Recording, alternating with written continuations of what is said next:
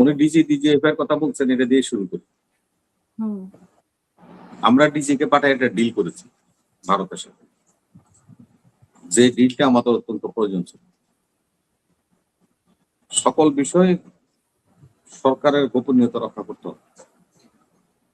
যদি ব্যর্থ হয় তাহলে তো সেটা সমস্যা হতে পারে।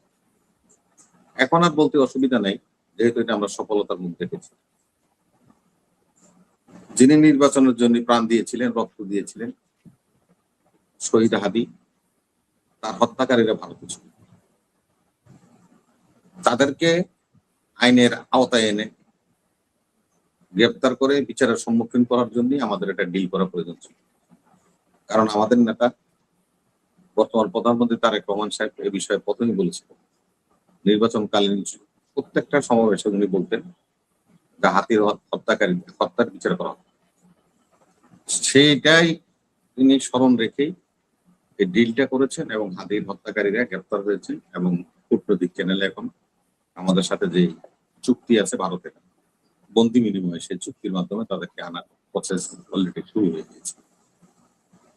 যাকে একটু এই জায়গায় থাকুক, তারপরে ভালো, যার শেষ ভালো তার সব ভালো, এ কথাটা আমার না, এটা বিশেষ বিখ্যাত বিজ্ঞানী আইনস্টাইনের।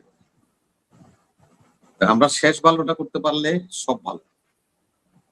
হাসিনুর সাহেবের মতো এরকম জেনারেলরা হাজার চিল্লাইয়া রাস্তায়, আমার মতো রবিরা চিল্লাইয়া 24,000 না, আরো যদি 48,000 রক্ত দেয়, তারপরেও হাসিনা স্বৈরাচার এটা বিশ্বাস করাইতে হইলে সারা বিশ্বকে সে ধরনের একটা গ্রহণযোগ্য ব্যক্তির দরকার।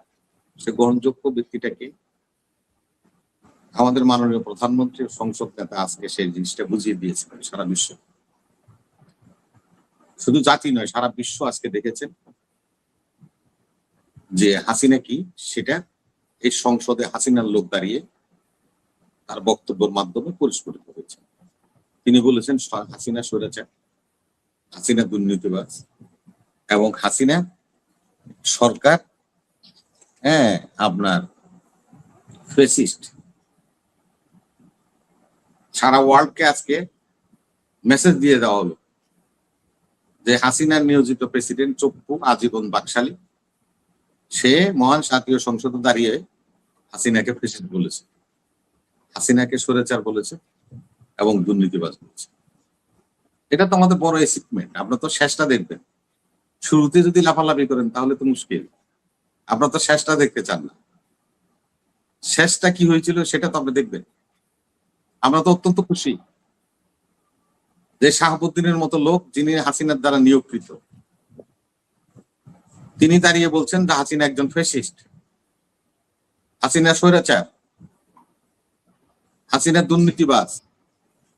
এই শাহাবুদ্দিন চুপ্পুর নিয়ে যে কথা আজকে আপনি বলছেন, হাসিনুর সাহেব, শাহাবুদ্দিন চুপ্পু আজকে বলছেন সংসদে দাঁড়িয়ে, এটা কিন্তু রেকর্ড হয়ে যাবে সারা জীবনের জন্য, কেউ মুছে ফেলতে পারবে না।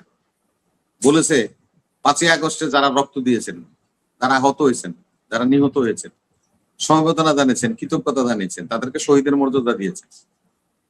কে দিয়েছে? শাহাবুদ্দিন দিয়েছে। ওর মুখ দিয়ে বলায়া তারেক রহমান সারা বিশ্বকে জানিয়ে দিল যে এই দিস এন্ড দ্যাট ফ্যাক্টস।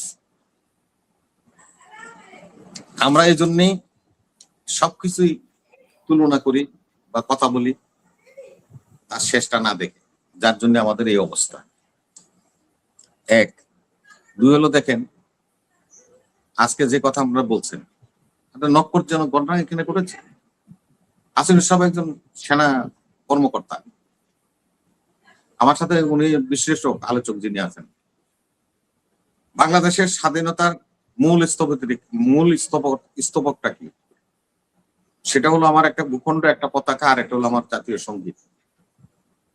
যখন জাতীয় সঙ্গীত বাজানো হচ্ছিল, বিরোধী দলের নেতারা, বিরোধী দলের যারা নাকি এমপি, তারা জাতীয় সঙ্গীতের প্রতি শ্রদ্ধা জানাতে চান নাই, বসেছিলেন, আপনারা দেখেছেন। সেখানে হাসনাত আব্দুল্লাহর রিকোয়েস্টের শেষ সময় তারা দাঁড়িয়ে জাতীয় সঙ্গীতকে সম্মান জানাচ্ছে, প্রদর্শন করছে।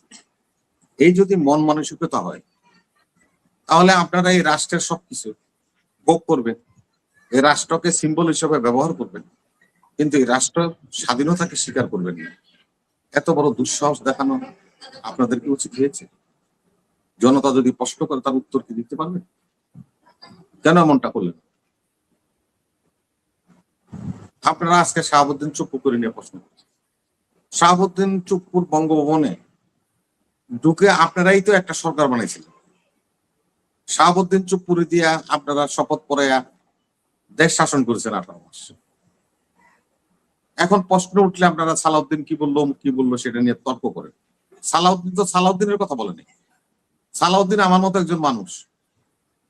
আমি যেরকম চোখে দেখেছি এখন বলছি, সালাউদ্দিন সাহেব ঠিক চোখে দেখে সেটাই বলছি। অপরাধের কি হলো? আপনারা তো করেছেন। আপনারা যে শপথ করলেন, আপনারা নিজের এমপিরা যে শপথ করলেন, কিভাবে করলেন? শাহাবুদ্দিনের মনোনীত লোক আপনাদেরকে শপথ বাক্য পাঠ করেছে।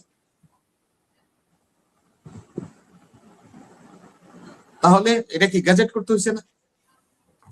আমাদের চিফ ইলেকশন কমিশনার শপথ পড়াবে সংসদ সদস্যদের, এটা কিন্তু গ্যাজেট করতে হয়েছে। এটা তো বিধান নাই আমাদের, এটা তো অর্ডিন্যান্স জারি করতে হয়েছে, এবং এই রাষ্ট্রপতি তো অর্ডিন্যান্সটা জারি করছে।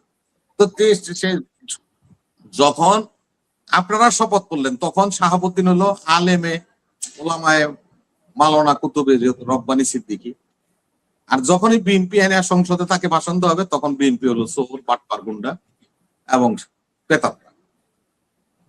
সবিরোধী কথা বলবেন না। রাজনীতি করেন, রাজনীতির ভাষায় কথা বলবেন।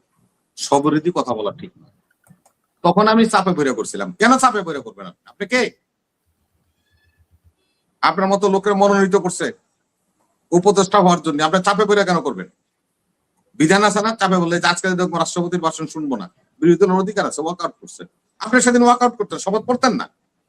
পাক্কা বেটা, আপনারা হাসিনারে খেটাইছেন, চোপুর কাছে যায় শপথ করেন। লজ্জা শরম আপনাদের থাকা উচিত। বড় বড় কথা সব জায়গায় বলবেন না। যারা বলে ওদেরকে নিয়ে আসেন, ওদের সাথে ডিবেট করব। যদি যুক্তি তর্কটা হারাই দিতে পারে তাহলে রাজনীতি করবো না জীবনে। সে তো আমরা বলি, আর কথা বাড়াইলাম না। ধন্যবাদ।